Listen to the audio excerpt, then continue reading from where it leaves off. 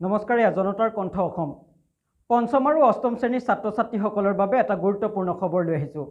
কিয়নো এতিয়াৰ পৰা পঞ্চম আৰু অষ্টম শ্ৰেণীৰ ছাত্ৰ ছাত্ৰীসকলে দিব লাগিব আন এক বিশেষ পৰীক্ষা ৰাজ্যৰ শিক্ষামন্ত্ৰী ৰণোজ পেগুৱে ঘোষণা কৰিছে এই বিশেষ সিদ্ধান্তটো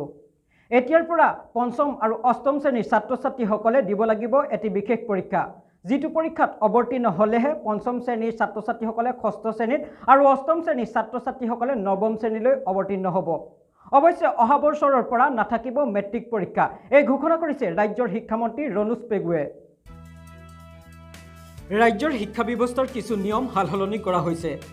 পঞ্চম আৰু অষ্টম শ্ৰেণীৰ ছাত্ৰ ছাত্ৰীৰ বাবে এই বিশেষ খবৰটো যেহেতু এতিয়াৰ পৰা চূড়ান্ত পৰীক্ষা অনুষ্ঠিত হ'ব পঞ্চম আৰু অষ্টম শ্ৰেণীৰ ছাত্ৰ ছাত্ৰীৰ বাবে পূৰ্বৰ শিক্ষা ব্যৱস্থাক পৰিৱৰ্তন কৰা হৈছে পঞ্চম শ্ৰেণীৰ চূড়ান্ত পৰীক্ষাত উত্তীৰ্ণ হলেহে ষষ্ঠ শ্ৰেণীলৈ যাব পাৰিব আৰু অষ্টম শ্ৰেণীত উত্তীৰ্ণ হলেহে নৱম শ্ৰেণীলৈ উত্তীৰ্ণ হ'ব পাৰিব এই কথা ঘোষণা কৰে শিক্ষামন্ত্ৰী ৰণোজ পেগুৱে পঞ্চম শ্ৰেণীৰ ছাত্ৰ ছাত্ৰীয়ে দিব লাগিব এটি বিশেষ চূড়ান্ত পৰীক্ষা আৰু অষ্টম শ্ৰেণীৰ ছাত্ৰ ছাত্ৰীসকলেও দিব লাগিব এই বিশেষ চূড়ান্ত পৰীক্ষা এই চূড়ান্ত পৰীক্ষাত পাছ কৰিলেহে পৰৱৰ্তী শ্ৰেণীলৈ উত্তীৰ্ণ হ'ব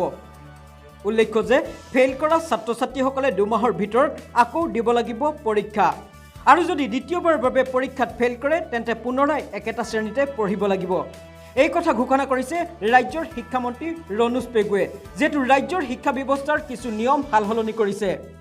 পূৰ্বৰ দৰে এতিয়াৰ আৰু সেই শিক্ষা ব্যৱস্থাৰ হালহলনি কৰিছে ৰাজ্যৰ শিক্ষামন্ত্ৰী গৰাকীয়ে